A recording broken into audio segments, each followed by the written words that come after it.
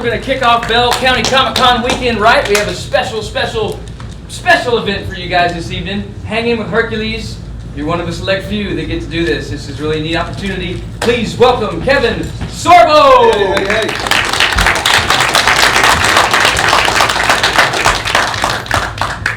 Hi guys. Hey. All right. I like to golf, if you can't tell. This is gonna be cool. I hope you guys like. I started doing this more and more at these Comic Cons I go to. Hercules and Andromeda are still in 60 countries around the world. It's crazy.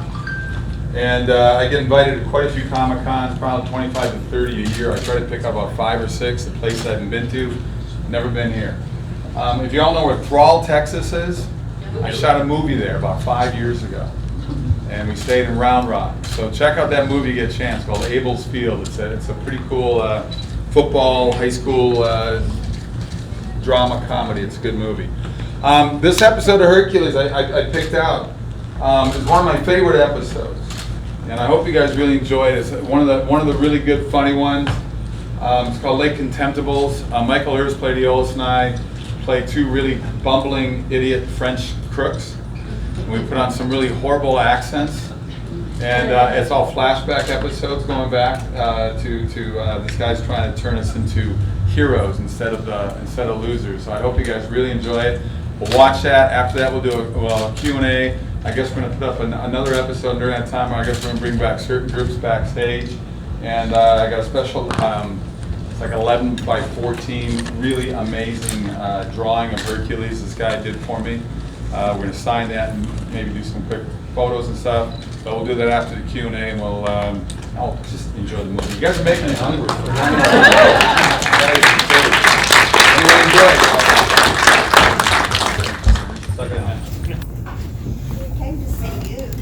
Here you go. Well, I came to see you, so there. I got a chair. I'm sitting in a chair. No, I might get around you. All right, we'll get on the edge. It's all good. Well, I'll tell you, I shot the series for 7 years in New Zealand. Beautiful country. Put it on your bucket list, please. It's an amazing place. Is this working? Testing 1, 2. New Zealand is an amazing place. It's beautiful. The people are great. The food is ridiculous. The desserts are worse. So good. It initially was supposed to just be 5 2-hour movies. So I don't know if people were fans way back then. We had 5. Anthony Quinn played Zeus. I got a whole year with Anthony Quinn. The audition process was hell. When my agent called me up initially, I'm from Minneapolis originally. I'm a Vikings fan, so I still like the Cowboys too. When I think Too Tall Ed Jones is a very good friend of mine. When I initially got the call from my agent, I was like, I'm actually 30 pounds lighter than my Hercules years. I was a pretty big dude in that series. But I only put on maybe about 10 pounds more when I actually got to the series. So my agent called and said they're doing these 5 2-hour movies, Universal Studios. And I thought, okay, that's cool. Hercules is fast, but they're going to want some, 295-pound steroid no-neck dude. They said, no. What they want is an NFL quarterback-sized guy or a decathlon-sized guy. They didn't want like a huge muscle dude. So I said, sure, I'll go on and read. I read, felt good about it, I left. 2 weeks later, I get a call. You got a call back. They want to see you again. I said, okay. So I went back, read again, boom. A week later, another call back. This goes on for 7 times. I had 6 callbacks after the original reading. Wow.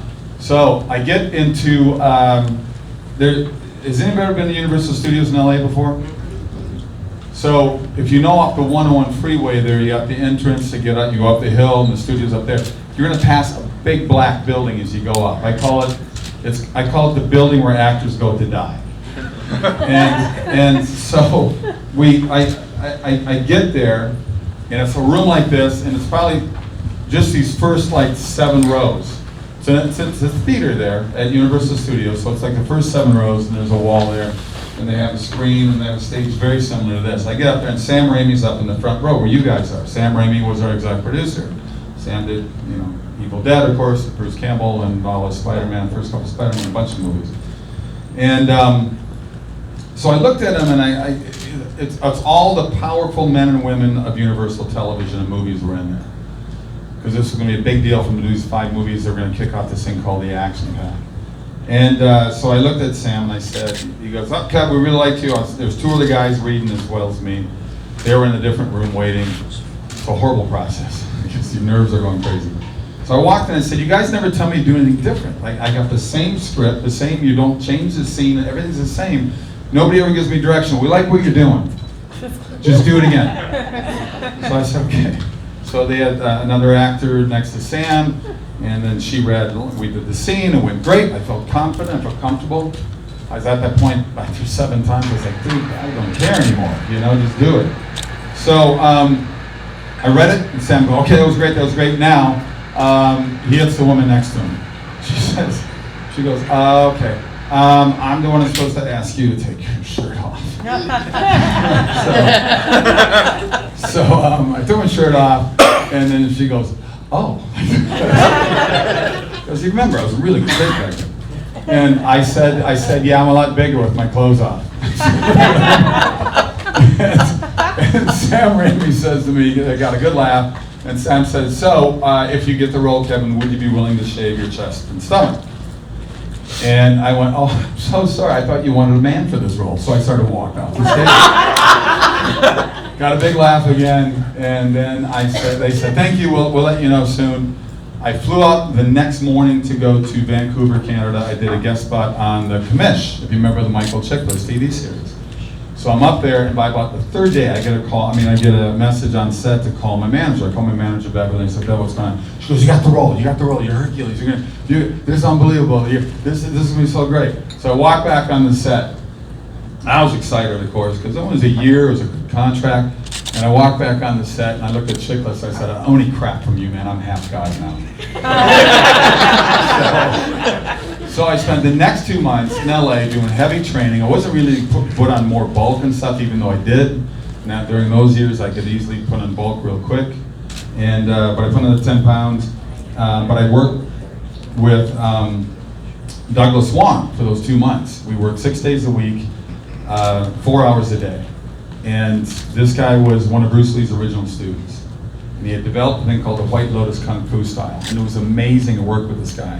It was not only, it was about learning how to fall down, it was about working with weapons and doing all this different stuff. And it was so cool to get prepped. I was so jacked to go do this thing. So when I get down there, to meet everybody, there was only one other American down there, Eric Underman. He was the full-time producer down there. Just he and I were down there the whole time together. When I get on set, I meet Anthony Quinn. I was so nervous. I mean, this is a 6-time Academy Award nominee, 2-time Oscar winner. It was so cool to work with him. I learned so much from this guy. But I knew by the 3rd movie, I remember there was something happened with Michael and I that was very like the Butch Cassidy and the Sundance Kid movie. That was really funny, and I said, this is it. This is what it is. I mean, this is what. And I told Sam this after the first movie. I said the first movie's a little dark. I said, it's Hercules. I mean, people are gonna laugh at us. We don't laugh.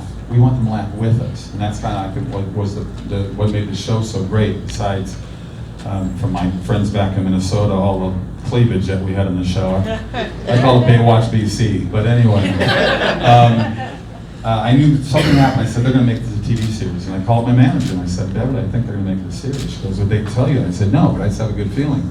Sure enough, about 3 weeks later, they said, "We love it. Universal loves it. They're gonna make it a series."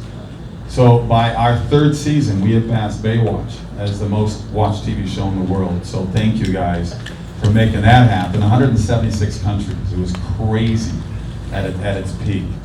And but I learned so much by being on that set. And the people, Peter Jackson would come on the set at least once a year, because during the 90s, when we shot it from 93 to the end of 1999, Peter was writing all 3 episodes of Lord of the Rings. They started filming right after, in 2000, right after us.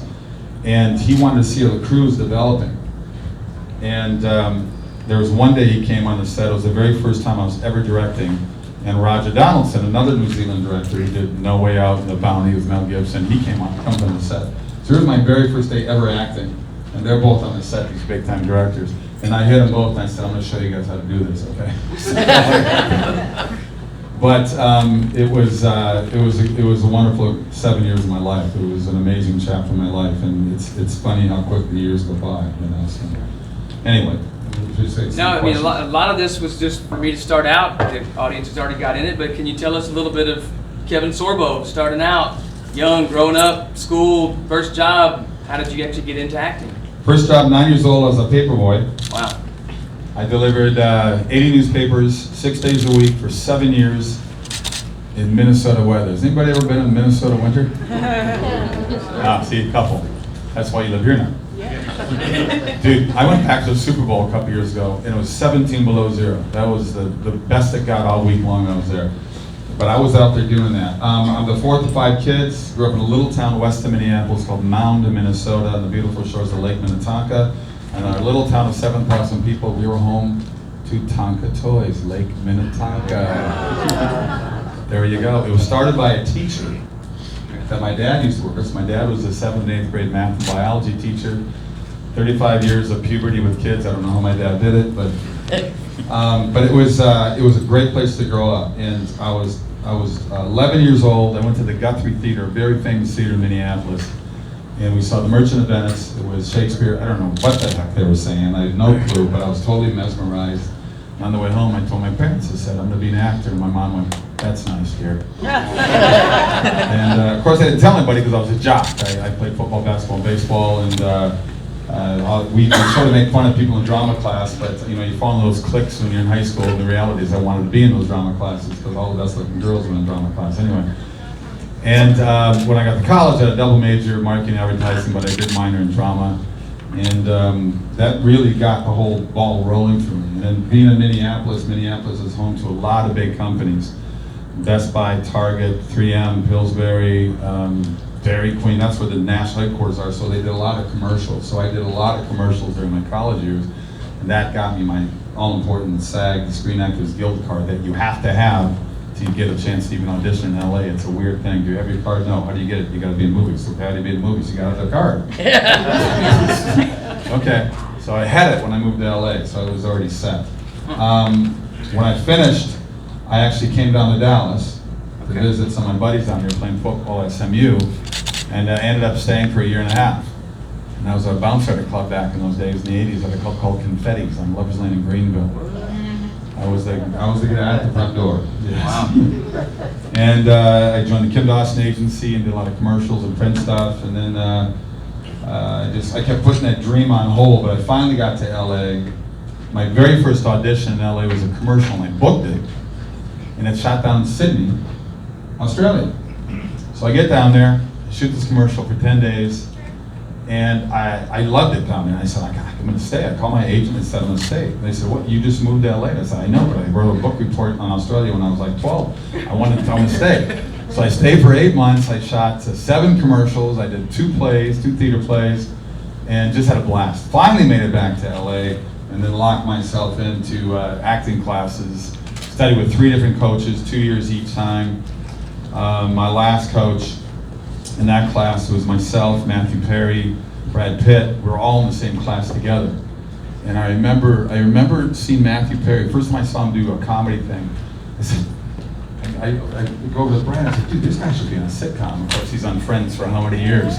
And then Brad comes in and did rehearsal audition scene for Thelma and Louise, if you remember that movie. Brad's in the movie 10 minutes, he steals this movie. People, who's this kid? Yeah. Next thing I know, he's shooting a movie to Robert Redford, A River Runs Through It, and Bye Bye Brad. So, both great guys. Brad is a good guy. I run into him about once a year probably still, and just catch up and stuff. So that's cool. Good stuff. Questions out here, guys? Anybody? Let's put a hand up. Way in the back. Hi, I'm Hank. Hey, Hank. So I was wondering, I'm sure you get this question a lot, like, since you're like one of the original Hercules that everybody recognizes, what do you think of the Hercules movies that have come out after? I don't know if you know Dwayne Johnson. Did you ever see? I do know Dwayne. Dwayne and I used to work out together at the same gym for about 2 years. So did you see his Hercules movie? I know it's a different title. I did see it, and it's interesting because I knew it was coming out. The director's a bit of a jerk because because we approached him, and even Dwayne did, and Dwayne could have probably flexed a little bit for one of the big muscles of his, I think, too. We wanted to, say, help me do a cameo in it. Just do a 2-minute scene with him. Because they did it with Lou Ferrigno in The Hulk. Played a security guard. Fans love that stuff. Oh, yeah. And this guy, Brad Renfro, not a great guy.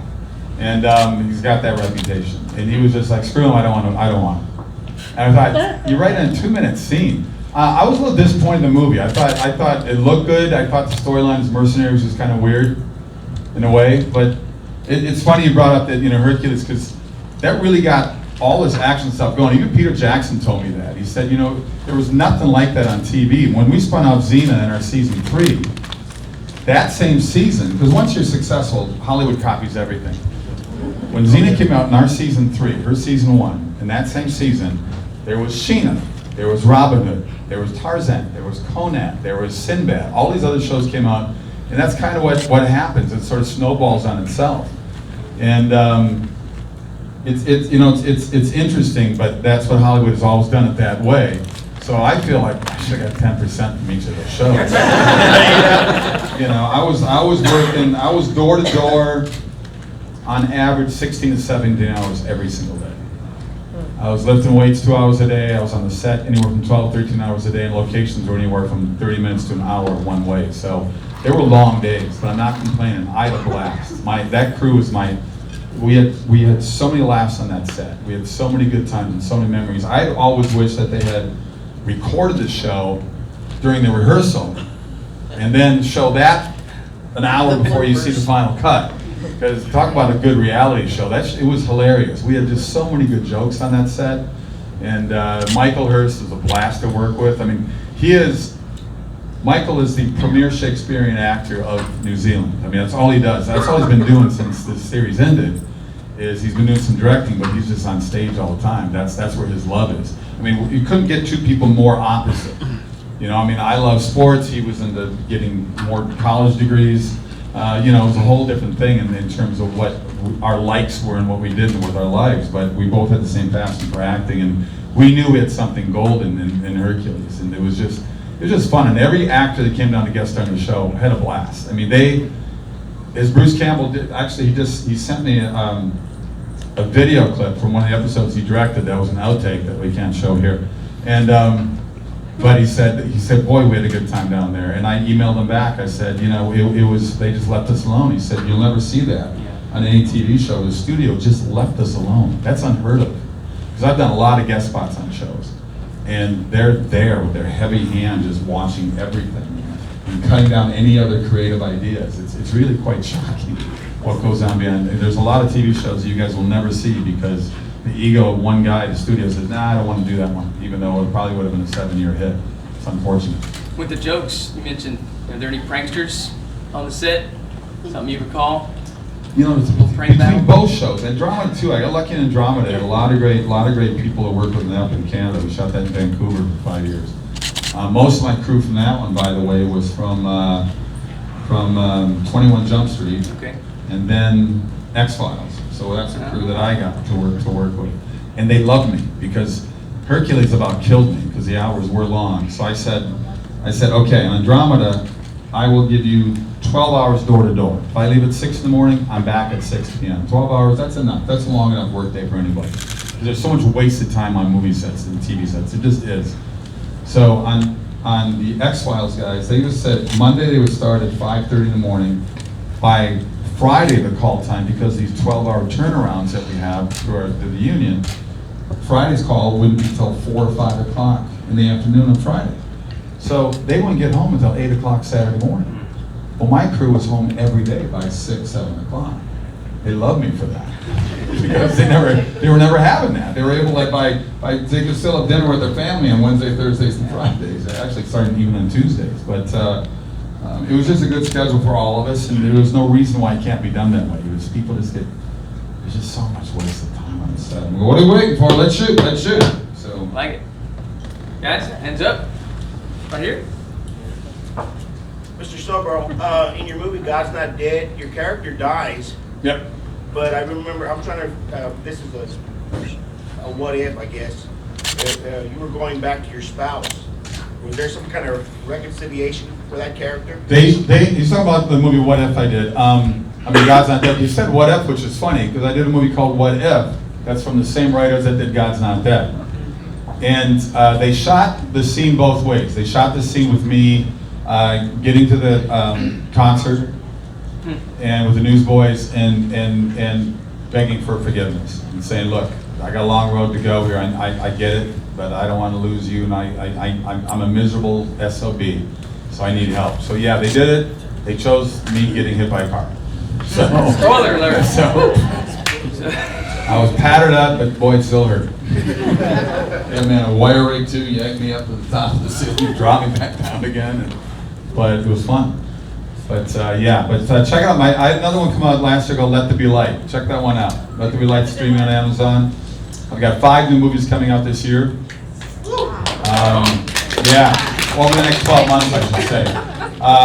The newest one is called Miracle in East Texas. So here we are in Texas. True story, set in 1930. And it's about 2 con men played by myself and John Ratzenberger. Many people remember John Cliff, the postman on Cheers, and he's the voice in every Pixar movie. This true story. They would con widows out of the money through Oklahoma and Texas on fake oil wells. They strike oil in East Texas.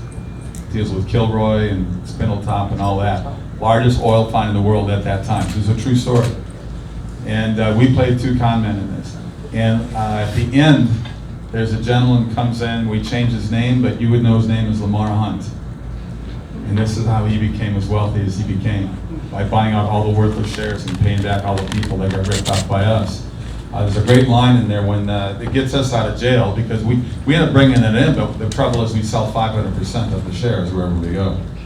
So that presents a little bit of a problem. And I look at him and I say, dude, we found the oil. What do we get? And he said, son, you get your freedom, and freedom ain't free. It's a great line. So it was at the Houston Film Festival. It won Best Romantic Comedy, which I thought was interesting. In Orlando, it won Best Family Feature, and just recently in Vegas, it won Best Picture. And we got 4 more film festivals that we're into. We hope they get to theaters by the end of this year. Miracle in East Texas. Lou Gossett Jr. is in it as well.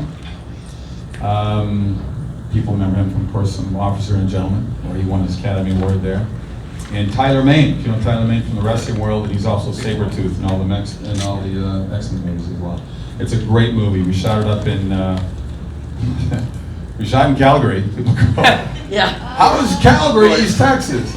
Well, number 1, you get a 35% tax credit. Number 2, you get another 25% back on the dollar exchange. But we shot the same ranch, 3,000-acre ranch, as a working ranch, but it's also the guy also built a lot of sets on there for movies. They shot Revenant on there with Leonardo DiCaprio. They shot Unforgiven there with Clint Eastwood.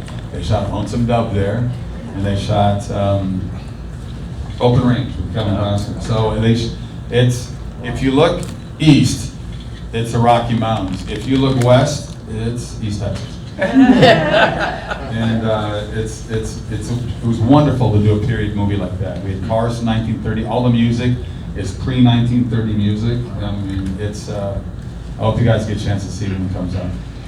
You have one right over here. Thank you for sharing that part, because that was going to be my question. But I also want to say thank you very much for the movies that you're making. They're wonderful. Well, thank you. Yeah, I'm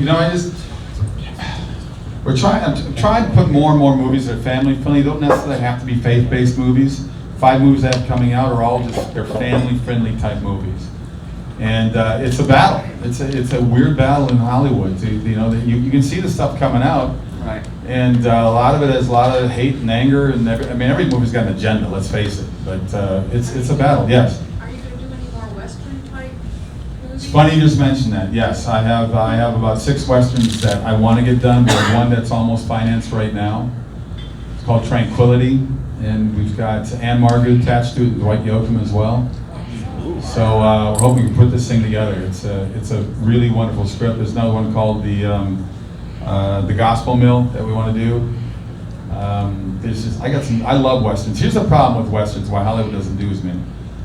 75% of the money is made overseas. That's for the big money coming in. China, Europe, Russia, wherever. So Westerns do really well here and also in Canada. They don't do well anywhere overseas anymore. Sort of died out. I love Westerns. And they're a blast to do. And I remember I was at, Gary Sinise was hosting a charity golf event. So I wasn't kidding about golf. I golf whenever I can. Robert Duvall was there. And I got a photo of him and a video of him dancing with at the time, my 2-year-old daughter. He was picking her up and dancing. It was pretty cool. And I said, one day you'll know who this guy is.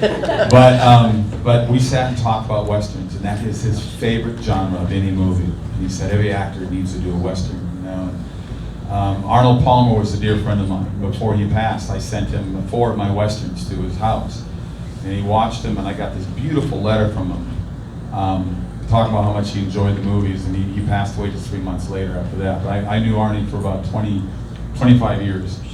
So, and I got to golf with him probably 30 times over the years, so it was quite a gift for me growing up with the game that my father taught me, because my dad in the summers worked at a little public golf course, and that's where I grew my love for the game. But I will do as many Westerns as possible, trust me. I've got one we're going to film early next year, but it's based on a Charles Dickens book that he gave to his kids. And they approached me to do a one-man play with it. I read the play. His great-great-grandson, Charles Dickens III, had been doing it on stage for 2 years. And I read this one-man play. It'd be me on stage for an hour and 45 minutes, and it was amazing. It made me laugh, made me cry. It was so good. And I said, guys, we need to bring all these characters to life, because I could bust my butt for 2 years doing this, but after 2 years, more people will see this on an opening weekend in the movie theaters. So let's bring the wife that he talks about, and his kids, and the wacky neighbors. Everybody talks about in this book he wrote only for his kids. Needs to be out there in the world, because this will become a perennial Christmas favorite, trust me. This will be right up there with A Miracle on 34th Street, It's a Wonderful Life, and Elf, okay? People will like it. You guys need to see my movie, The Santa Suit. If you haven't seen The Santa Suit, see The Santa Suit. It's a good movie. It's awesome. Okay, one more from... So you said that Peter Jackson was on the set quite a few times when you were doing Hercules. Did you ever ask him if you could do a cameo in one of the? Here's what I told Peter.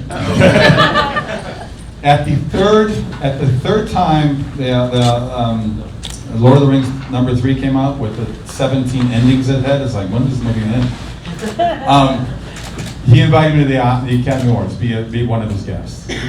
Because that was the one, Hollywood, that's the way they do it. The first 2 ones, they gave him some awards, but the third one, okay, they plan it that way. The third one will just give you everything. So we're talking at the party after the Oscars, and he says, your show, he said it again, your show really kicked off the industry in New Zealand. Because they didn't have anything down there in New Zealand. They had stuff going on in Australia, but not New Zealand.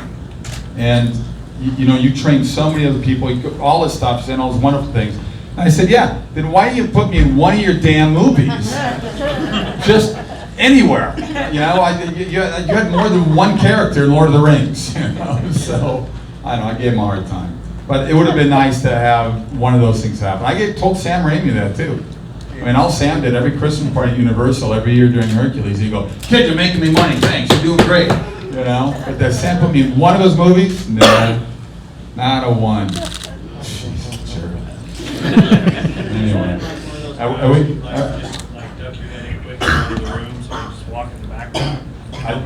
We'll do a Stan Lee appearance. I'd be happy to do that. I'll tell you, before Stan passed away, we had a thing for 20 years. Every time we see each other at Comic-Con, I go, "Stan, when am I going to be in one of your movies?" And he'd go, "Kevin, when am I going to be in one of yours?" And I had a Western for him. And he up and died on me. I did. I said, "Stan, it'll be easy for you. You're just this old coot sitting on a rocker at the beginning of the general store, and you're spitting in your spittoon, and you just do all these little wisecracks." He goes, "I like that. That sounds like me." Let me tell you something about Stan, because he had such big lines. He was in his 90s, for crying out loud, So he had a chair he would sit on during the photo shoot. And he puts his sunglasses on. Anybody get a photo of Stan? Anybody ever do that? Yep. He would sit there with his arms folded and he would fall asleep. Because he had 500 people in line. Yep. And they'd come in. There's Stan, he's got his shades on. Hamster wheel in the photo. Oh, yeah. So you don't, Hilarious. No Hilarious. interaction. He was awake for the birthday cake, though, for 2013 Comic-Con, though. Was that one in Dallas? That one was in Austin, Wizard World. Yeah. Maybe it was Austin. I went to either Dallas or Austin. It was a New Year's thing. Yeah, it probably would have been Austin then. Okay. Yeah. Yeah, because I remember I did go to that one. Yeah, it was good fun. Anyway, what are we set back there? We'll take another question. You were talking about cameos. Did you have any input on the cameo for Hercules at the end of Andromeda? When he gets underneath that panel and he sees the Oh my waving gosh. sword? No, I had nothing to do with that. Oh. They did that and they surprised me. The fake Hercules wielding a sword. We were being overtaken by the Magog, and I had a secret panel in my office, and I opened it up to get weapons, and they had stuck those things in there. That stuff happened a lot. There's some really weird other things I can't say too because of kids that they did that I didn't do, but I kept a straight face. So I think that's what helped to make it funny. So, but I remember there was one time in Andromeda they were having trouble with the cameras. They're having trouble here, and it took forever to get things going. And I was supposed to come on full battle gear, and it was really heavy, and it was hot, and it was the middle of summer, and I was supposed to come. The door opens, and there's smoke behind me. So we were waiting so long. So I grabbed a newspaper, and I took off the armor from the waist down, and pulled the pants down. And I got a little box to sit on. And I put the paper in front of me like that. So when they actually said, "In action," they opened the door, and I looked up, and I was like, "Can a guy get any privacy or anything?" So, but it was fun. And there was another moment where we're on a planet, and I came running in. They had like a saloon doors, and I had this huge paper mache boulder. Should have weighed a ton. And I come running in through it, and I went, "Oh, I'm sorry, I had a Hercules flashback," and then walked back out. But there was just a lot of fun stuff on that set, on both those sets. I was very fortunate to work with amazing crew. I look at 12 years between those two shows, and somebody asked me, were there anybody you really hated working with? There was only one guest star on one of the shows, so I'm not going to say which one. That was just a pain in the butt. His ego was, you would know who he is, and I don't want to out him that way. But all I'm saying is I'm very fortunate with all the guest stars, and that's, Is there anyone that you didn't get to work with that you wish you could have or maybe can in the future? Jason Alexander from Friends. Not Friends, from Seinfeld. He was a huge Gene Roddenberry fan. And Andromeda is the first show, for those who don't know, the first show Gene Roddenberry ever wrote after Star Trek. He wrote it back in 1969. And he wanted to be in the show. But to get the full tax credit up in Canada, 75% of the cast, the regular cast, had to be Canadian. I was the lead, so the second lead had to be Canadian. They would actually go to the point of like counting the words to make sure she had more words than the other 6 actors. And guest stars had to be Canadian. So that even though it's an American show with American money, they said, you want to take advantage of the tax credit we're going to give you. I mean, American TV shows have made a lot of international stars out of Canadians that would have just got drowned down in LA like everybody else does. I tell people I'm a 13-year overnight success. So, you got to pay your dues when you get down there. Got to work hard. But no, I think Jason just would have been fun just to be on the show to work with because he was such a. We did Celebrity Millionaire with Regis Philbin, and he was on that with me. So that was kind of cool. He came up to me and wanted to be on the show, and I was a big fan of Seinfeld, so it was kind of cool. So is the projector ready? Yeah. We are? We're ready to go, yeah. Let's watch. Oh, wait, one more. Go ahead. Okay. We've been coming to all these things for years and met many, many stars. I want you to know that you have been the most delightful, the most open. This venue has been fabulous, and I appreciate it very much. She says I'm fabulous. Thank you. Thank you very much. Let me tell you one quick thing I learned from Anthony Quinn, which was amazing to have him as a mentor. He never liked to go on the set. One thing. Well, first I asked him, I said, why why do you want to do 5 television movies? You're Anthony Quinn. I mean, you've done nothing but movies your whole life. And he said, Kevin, I've always wanted to play Zeus. I'm 78 years old. When will I get this chance? So he never wanted to go on the set. He would always have me and the other actors go on the set, do the blocking, and he was happy to have the directors say, this is where you'll be, and this is how we're going to film it. But he wanted me to come into his camper to rehearse lines with him, just the two of us, nobody else.